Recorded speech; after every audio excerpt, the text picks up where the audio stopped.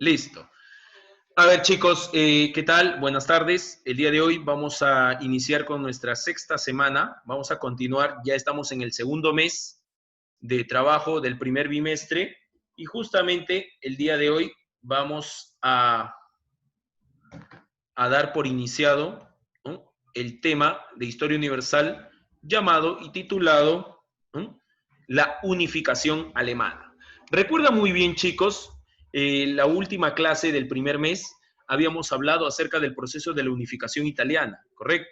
El cual, ¿no?, todos los estados de Italia se van a unir para formar nuevamente la nación, ¿no?, italiana como tal.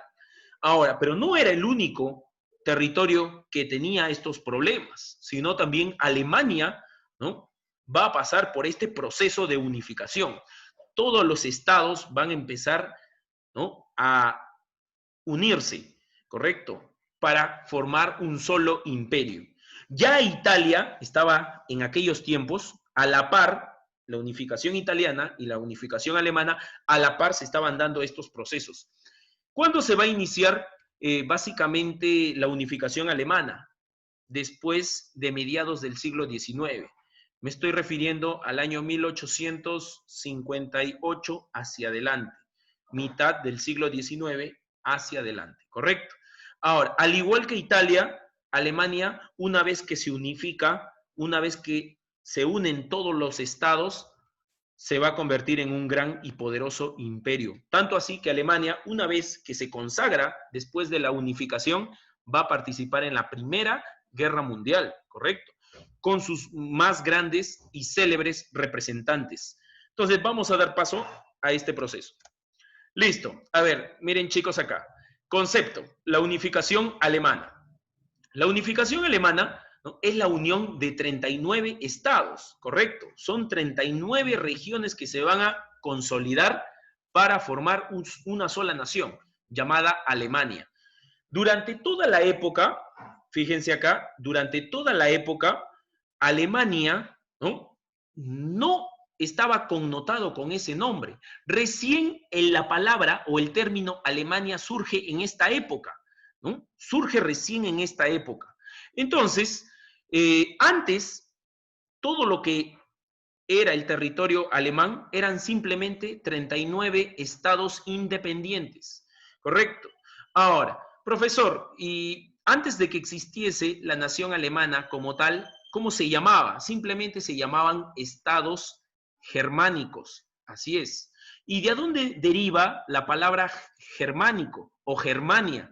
Germania deriva justamente de los pueblos que se desarrollaron en la Edad Media.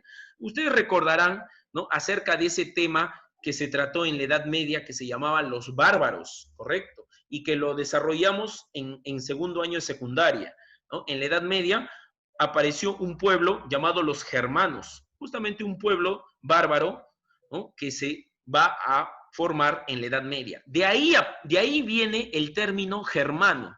Por eso, en la actualidad relacionan mucho a la palabra alemán con el término germano, ¿correcto? ¿Por qué? Porque la historia ha venido desligando desde tiempos memorables, desde la Edad Media. Entonces, Alemania recién se va a formar en esta época, ¿no? Antes no se hablaba de Alemania, solamente se hablaba de estados germanos. ¿Y cuál era de esos 39 estados germanos, cuál era el más importante? Prusia. ¿Se acuerdan de ese término? Prusia, no Rusia, Prusia, correcto. Prusia era el estado más importante, más desarrollado de los 39. De los 39 estados germánicos, Prusia era el más desarrollado, así es. Entonces, justamente Prusia va a influenciar en los otros 38 estados. Prusia disculpen, Prusia va a ser el quien va a mover todo este proceso llamado unificación. Va a influenciar para que los otros 38 estados se unifiquen. Y a partir de esa época, una vez unidos, ya van a ser dejados de llamar estados germánicos, sino se va a llamar Alemania propiamente dicho, con su bandera tradicional que hoy en día conocemos, que es la bandera amarilla, blanco y rojo, que tiene franjas. ¿no? Amarilla, blanco y rojo. Entonces, así es el proceso. ¿Qué quiere decir, no? La unificación alemana es la unión de 39 estados. El más influyente de esos 39, ya lo hemos dicho, era Prusia. Justamente, ¿no? El gran reino del cual hemos hablado el año pasado. ¿Se acuerdan? Hablamos del famoso reino de Prusia, el cual se enfrentó a Napoleón. Y también hablamos de los grandes reyes que habitaron en Prusia, ¿no? El año pasado hablamos todo acerca de las monarquías. Ustedes bien recordarán, ¿no? Entonces, miren acá lo que dice el concepto. Hasta mediados del siglo XIX, Alemania no se había constituido. Claro, no se llamaba así, solamente se llamaba conjunto de estados germánicos. ¿Correcto? Entonces, ¿de dónde proviene la palabra germánico? Ya le hemos dicho, de la Edad Media, ¿no? De ese grupo de bárbaros llamados los germanos, ¿no? Y estos pueblos de la Edad Media se llegaron a consolidar. ¿En qué época se llegaron a consolidar? Claro, dentro de la Edad Media, ¿cómo se llamaba este pueblo? ¿Te acuerdas que se llamaba el Sacro Imperio Romano Germánico? Claro, de ahí justamente viene toda la historia hasta esta época, hasta mediados del siglo XIX.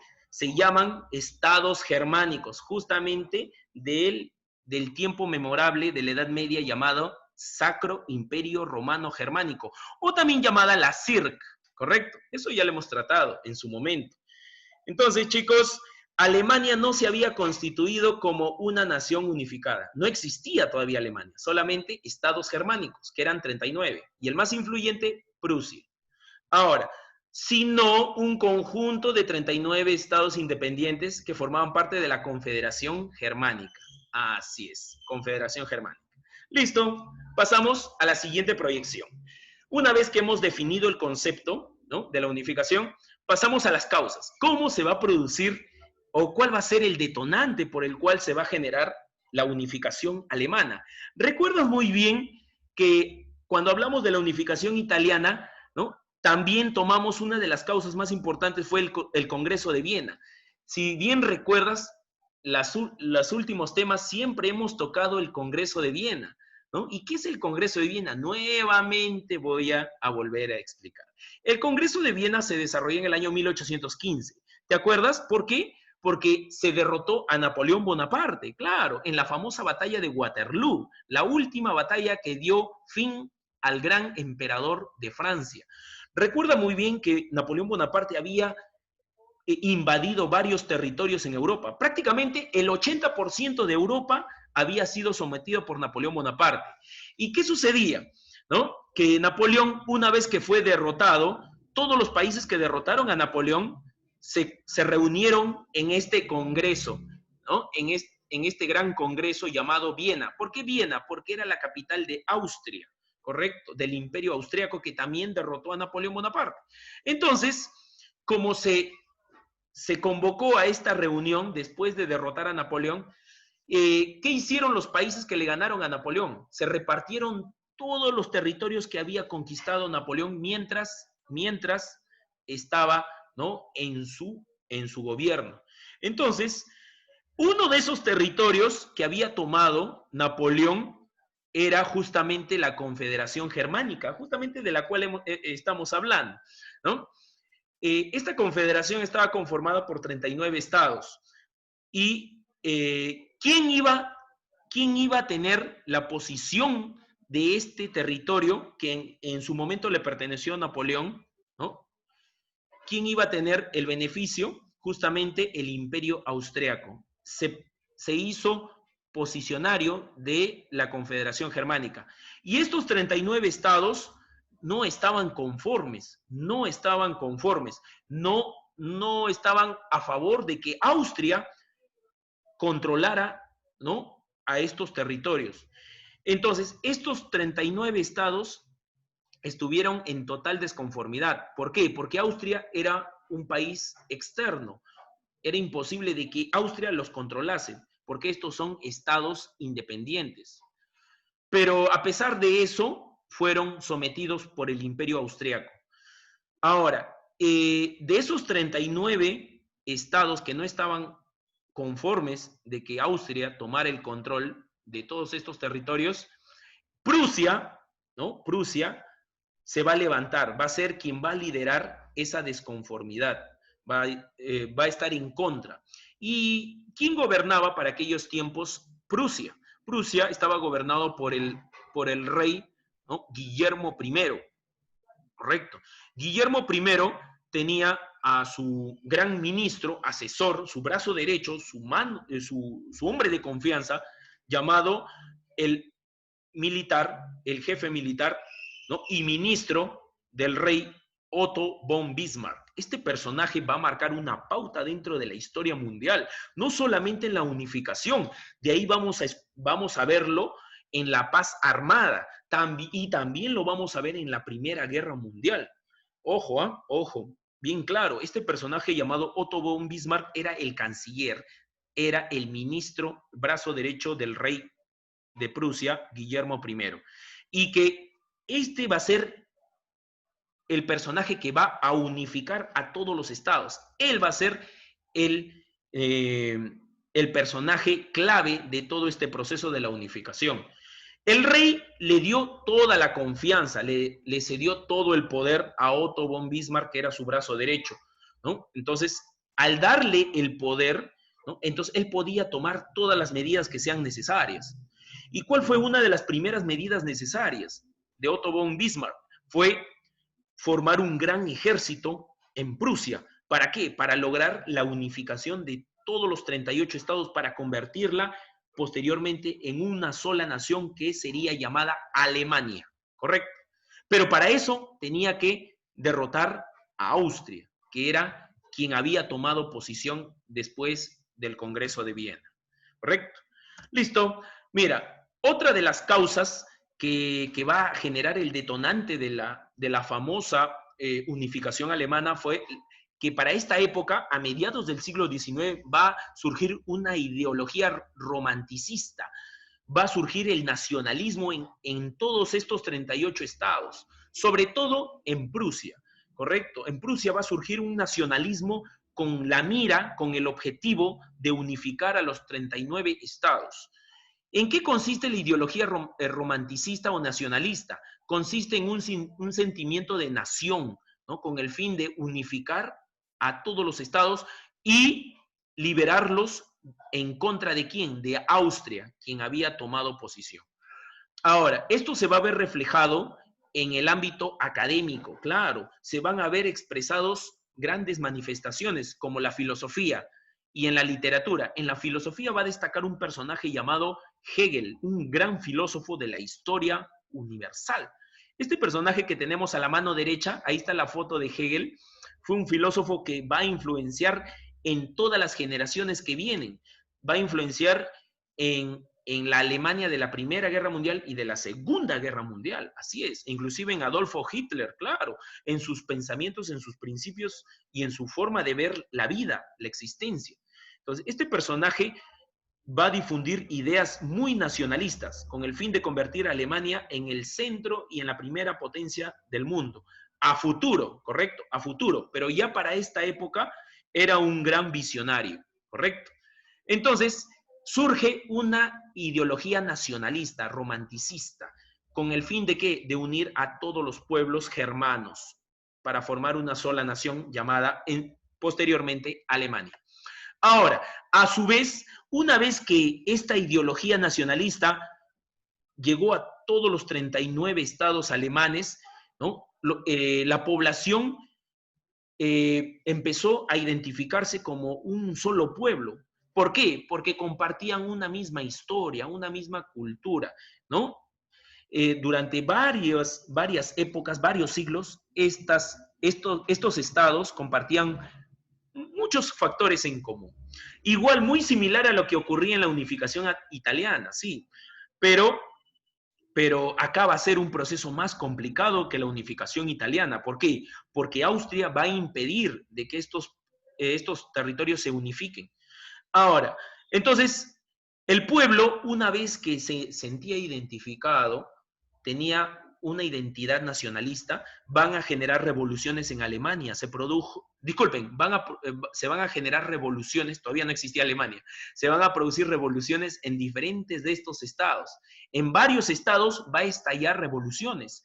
Las revoluciones más conocidas fueron la del año 1830 y la del año 1848.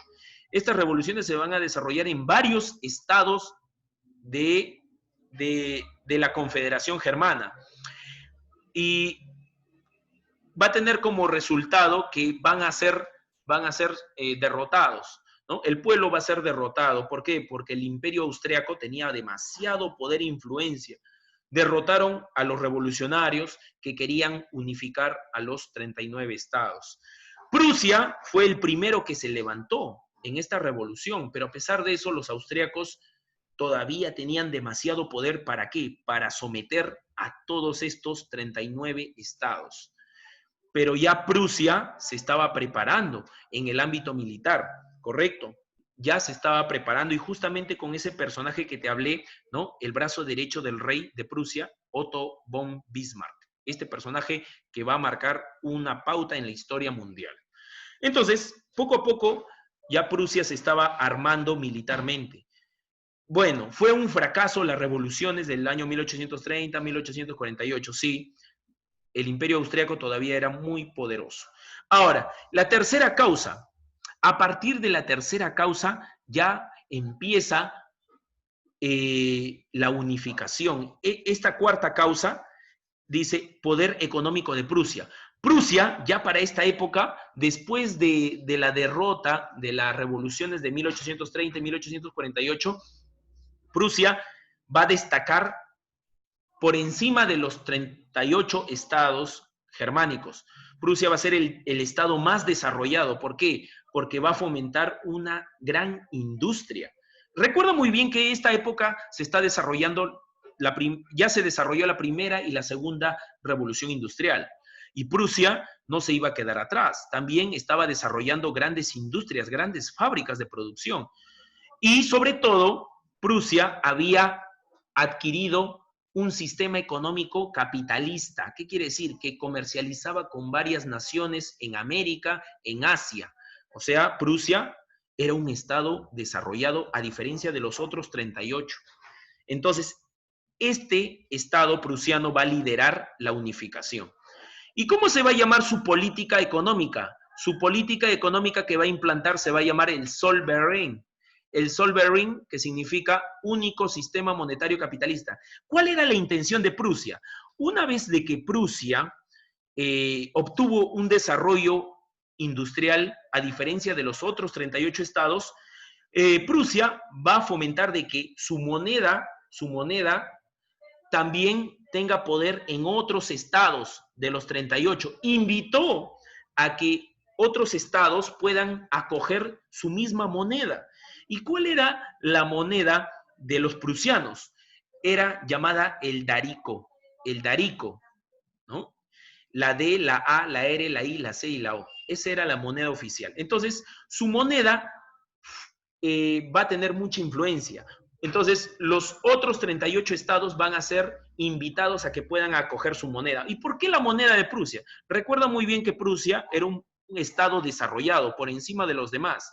Entonces, su moneda era más influyente dentro del mercado mundial, ¿correcto? ¿Por qué? Porque Prusia ya se estaba desarrollando como una nación industrial, desarrollada. Entonces, es aquí donde varios estados se van a acoger a Prusia, van a seguir a Prusia. Fíjate, acá tenemos un mapa. ¿Cómo se produce este sistema monetario llamado el Zollverein? ¿No? Mira, acá tenemos una imagen, ¿no? Si te das cuenta, la silueta de color rojo, la rayita de color rojo vendría a ser lo que en un futuro se llamaría Alemania, ¿correcto? Si te fijas muy bien en el mapa, hay una línea de color rojo donde está la flechita recorriendo. Todo eso en un futuro va a ser Alemania, una vez que se unifique. Pero en esta época, Prusia, que es el de color azul, si ves ahí toda esa manchita de color azul, toda esa zona de color azul era Prusia. Entonces, va a influenciar en todos los estados que también tienen el color azul o medio plomito con azul. Todo eso, todos esos estados se van a seguir la economía de Prusia y por ende se van a convertir en los aliados de Prusia. Ya desde ese momento se está empezando a unificar los estados. ¿Por qué? Porque todos van a tener una misma moneda. Así es. Ahora, profesor, y ese territorio que está de color amarillo era Austria, claro, el imperio que controlaba a los estados germánicos. Pero Austria se va a llevar la sorpresa de que Prusia está manejando esta estrategia de establecer una sola moneda entre todos los estados. Y Austria, ¿no?, al darse cuenta, ¿no?, vio a Prusia como un enemigo del cual tenía que tener mucho cuidado. ¿Por qué? Porque estaba iniciando, estaba alentando a que los demás estados se unifiquen para formar una sola nación. Y Austria lo va a impedir, no va a permitir, porque Austria es quien tiene el control de estos estados. Pero a pesar de eso, ya Prusia está dando sus primeros avances por su industria, por su moneda y por su ámbito económico, político, cómo manejó las estrategias. Y mira, una vez que los estados siguieron la moneda de Prusia, automáticamente el territorio de los estados germanos ya va a desaparecer. Se va a dividir en dos grupos. Uno hacia el norte, que lo va a dirigir Prusia, que se va a llamar Estado Alemán del Norte. Ese va a ser el primer nombre, Alemán del Norte, Estado Alemán del Norte. ¿Cuántos van a ser, profesor? En total van a ser 15 estados que se van a unificar a Prusia, ¿no? Por su moneda. ¿Por qué? Porque su moneda tenía mucho poder. Entonces, todos esos 15 estados, incluyendo a Prusia, van a formar el grupo de los estados alemanes del norte.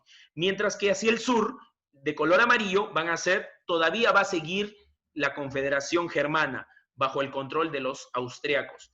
Pero Prusia quería que todos los estados, los 38, se unificaran en uno solo. Entonces, para unificar a todos, tenía que enfrentarse Prusia directamente a Austria, que tomaba el control todavía del sector sur. Así es, chicos. Entonces, esas son las 4 causas, ¿no? Ya hemos hablado de las 4 causas. La primera, el Congreso de Viena, cómo se repartieron, ¿no? Donde Austria tomó el poder. La ideología nacionalista, las revoluciones que fueron un fracaso y el poder económico de Prusia que va a iniciar esta unificación. ¿Correcto? Y va a liderar la unificación. Miren, chicos, características. Ahora, ¿cuáles son las características de la unificación alemana? Miren acá, la unificación alemana, a diferencia de la unificación italiana, ¿no?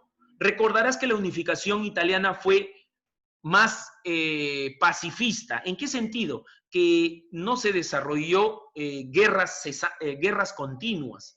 Todo lo contrario. Más bien, gran parte de la población estuvo de acuerdo con unificarse. En cambio, acá no.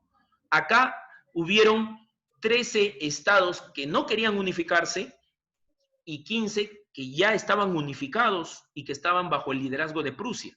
Entonces, ¿qué hizo Prusia? Si esos 13 estados querían todavía seguir bajo el poder de Austria, entonces Prusia va a someterlos a la fuerza.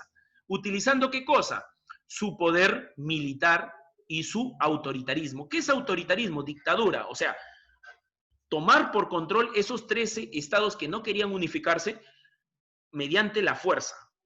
¿Y a través de qué? A través o utilizando el ejército. Y por eso, justamente hace un rato estábamos hablando del famoso personaje Otto von Bismarck, que él va a ser quien va a preparar un ejército poderoso en Prusia. ¿Para qué? Para someter a esos 13 estados que no querían unificarse, que todavía seguían bajo el poder de Austria.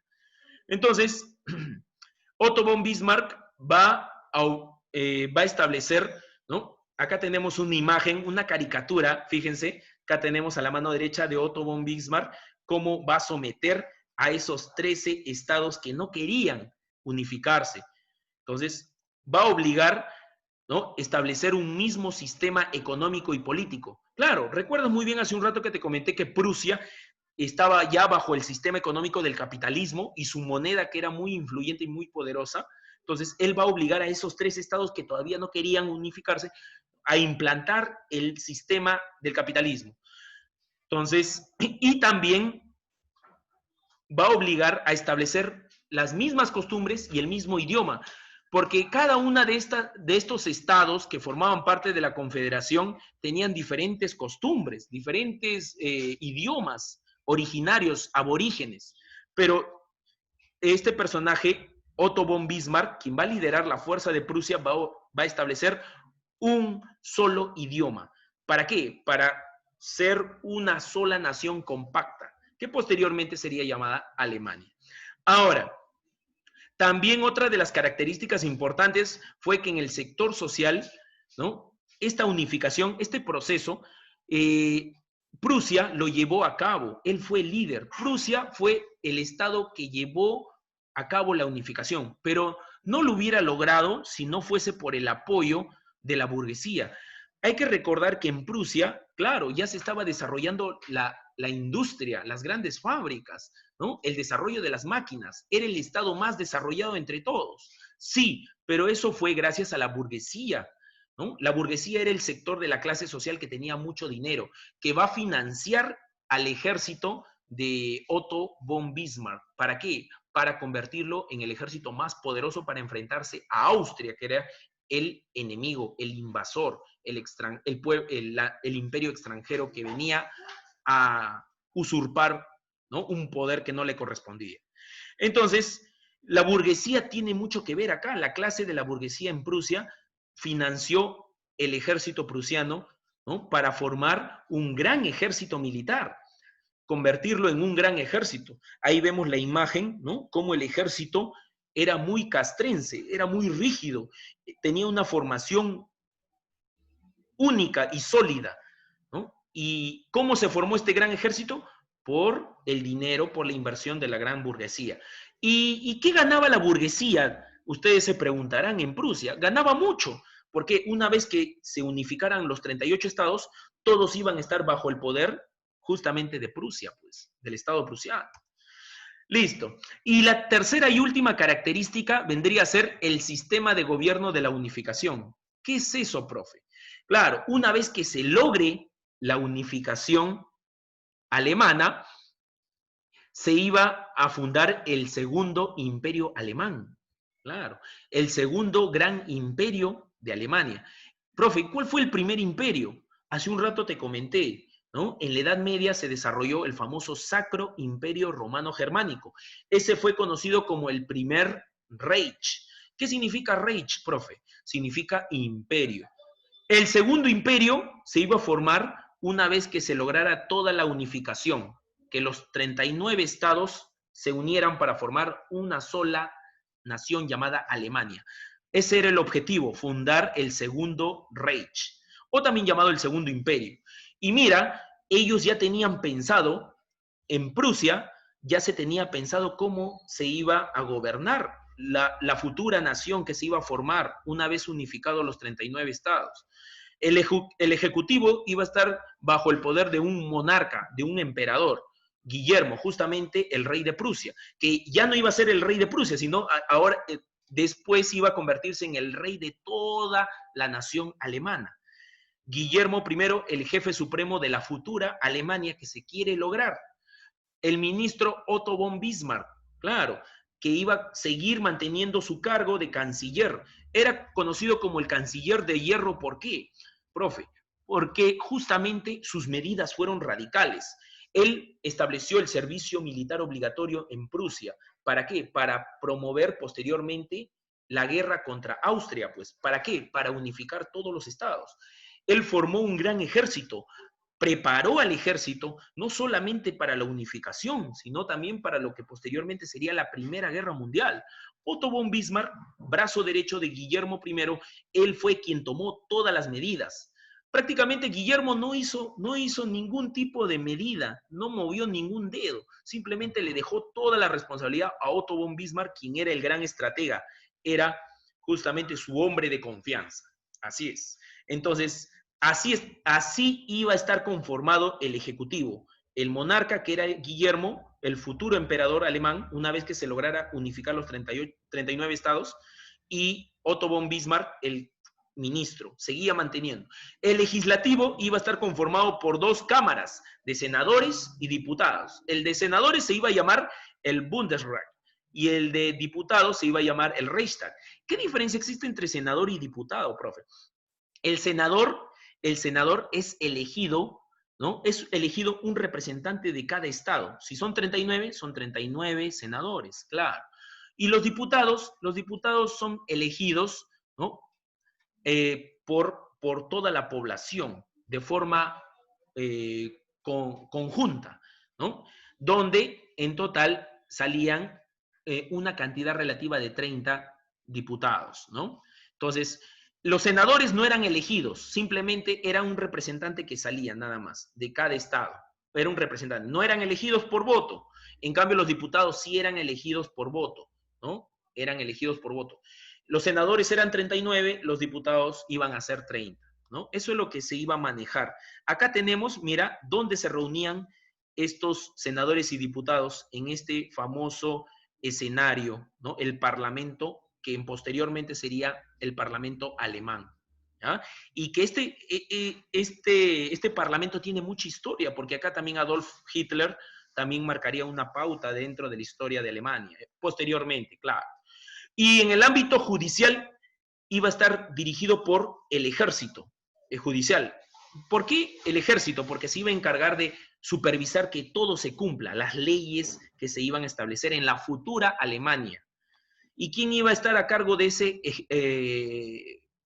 ejército? El general Helmut von Moltke, este personaje que participó también en la unificación y también en la Primera Guerra Mundial. Así es, representando a Alemania. Chicos, un favor, vamos a hacer... a ver, estamos ya en el tercer punto de las características.